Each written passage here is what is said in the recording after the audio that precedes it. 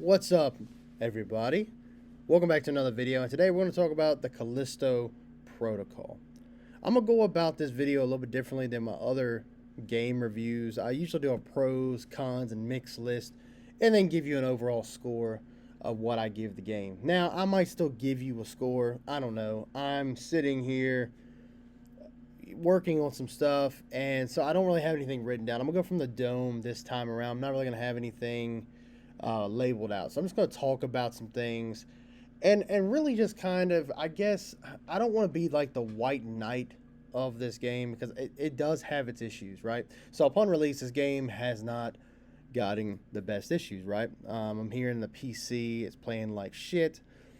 I heard that the combat didn't really work that well. The dodging was trash. The game was short. I heard all kinds of stuff before I started my personal playthrough. So now that I've completed the game, I didn't 100% it because yeah, I'm not doing that. I didn't 100% it, but I did get most of the trophies and I did put a lot of time in this game. Matter of fact, my playthrough took 12 hours, which is actually longer than what I've been hearing a lot of people do. So, with that being said, I just want to talk about Callisto Protocol. I'm not trying to sway you into buying it or not buying it, but more of just a discussion. Because I feel like there's a lot to talk about in this game, and I don't know. I want to talk about it. So, with that being said, let's talk about the Callisto Protocol. So, here's what I'll say. If you're looking at this video, and I'm sure at this point I'm very late to the game here, but if you're looking like, and maybe you want to ask me, do you think this game's trash? I'm going to tell you no, and here's why. One, I don't. There's not too many games out there that I think are absolute garbage. I'll give you a prime example. Let's talk about the Avengers, right? Not a good game. Live service. The game is not good. Let's just be honest. But is it trash? No, it's not trash at all. It's actually got a lot of quality. It's got a lot of essence. It's got a lot of love into these characters that they're portraying, but it's just the gameplay mechanics that bring that game down. The live service, like I mentioned before, is a huge negative when it comes to that title. But everything else, if you're looking at it from like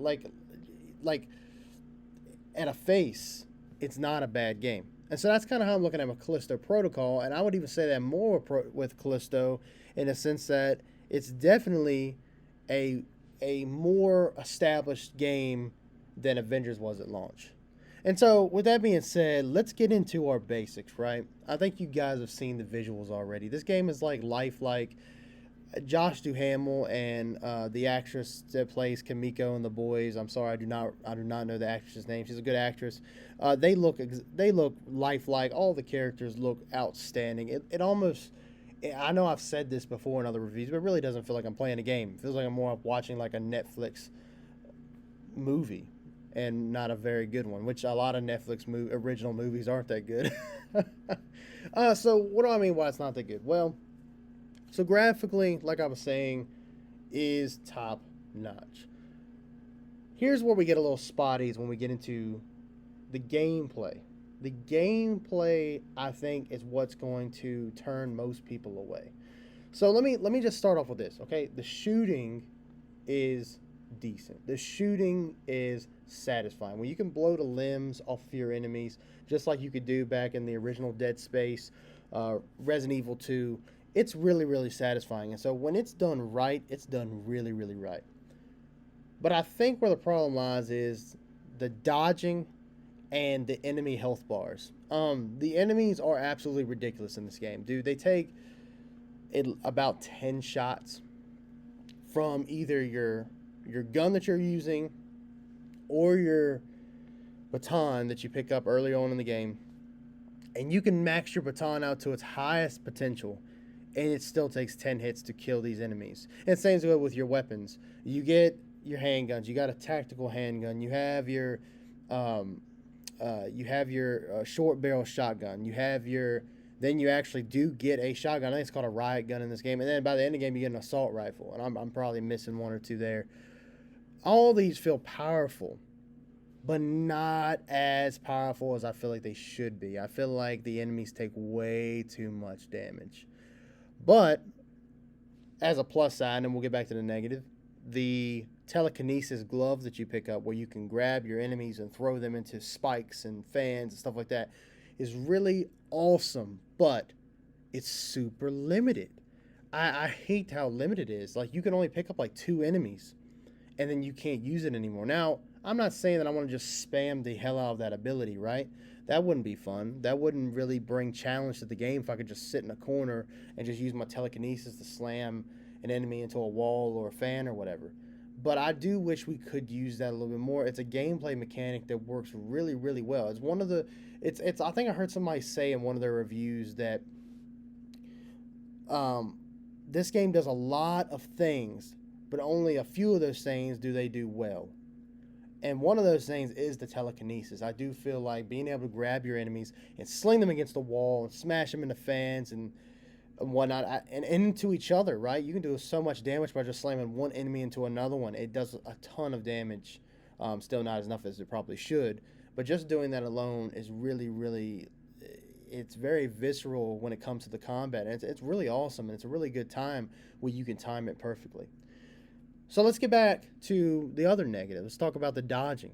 The dodging is very simplified but aggravating. You dodge with your left analog stick. That is how you dodge. So either when you see an enemy attack, you either hold the analog stick to the left or you hold it to the right. And if the enemy strikes more than once, let's say they do 3 attacks, you have to hold the analog stick left and wait till the enemy attacks right, wait till he attacks left.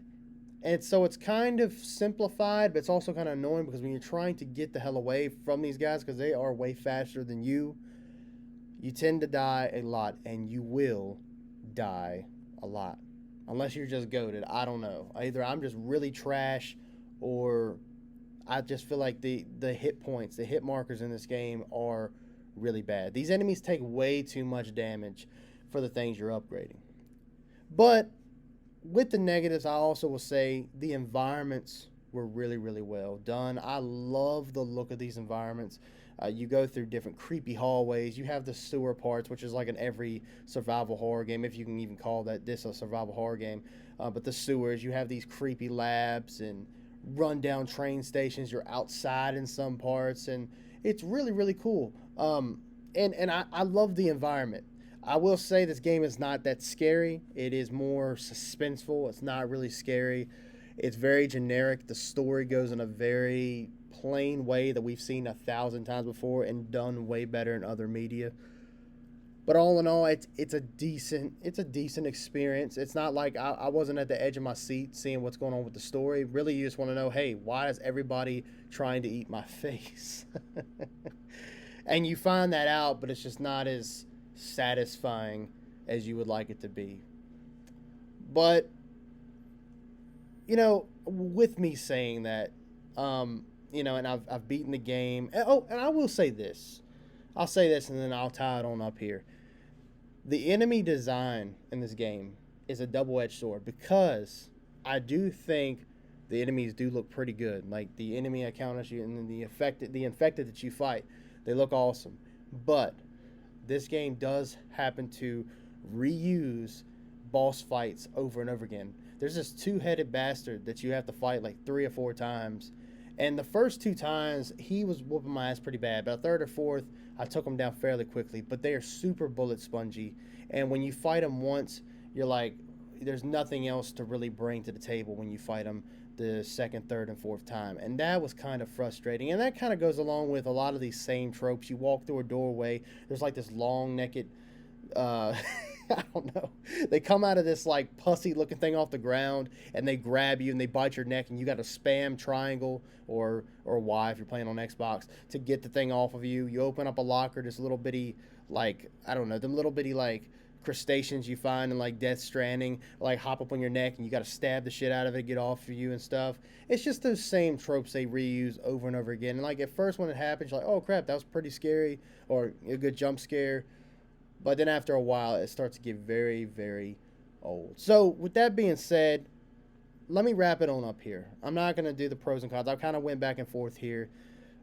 I don't know if what I said sway you to buy the game. And maybe you've already played it.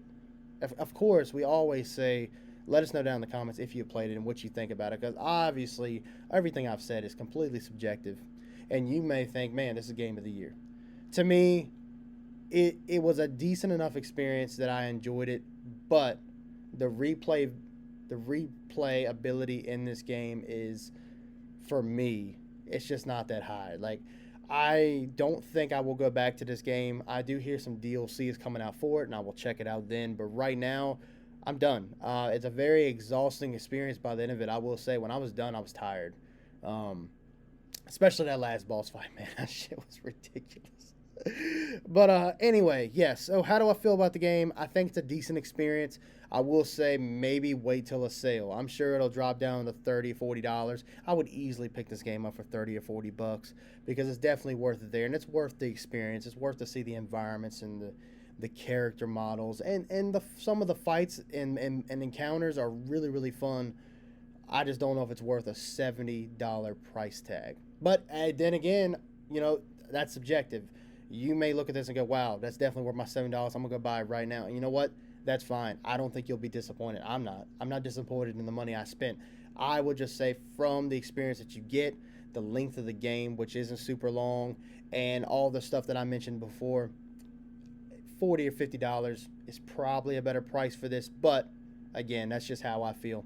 All in all, decent game. If I had to give it a score out of 10, I would probably give it a 6.5 or a 7. It's a decent experience. It's fun in parts, but frustrating as hell in others. And I think that's what brings it down for me. But all in all, decent experience. And I hope you guys, if you do check it out, you do enjoy it. Let me know if you freaking hate it. Let me know what you love about it, or like I said, if you hate it. And we would really appreciate that. And with that being said, thank you guys for watching, and we'll see you in the next one. Bye, guys.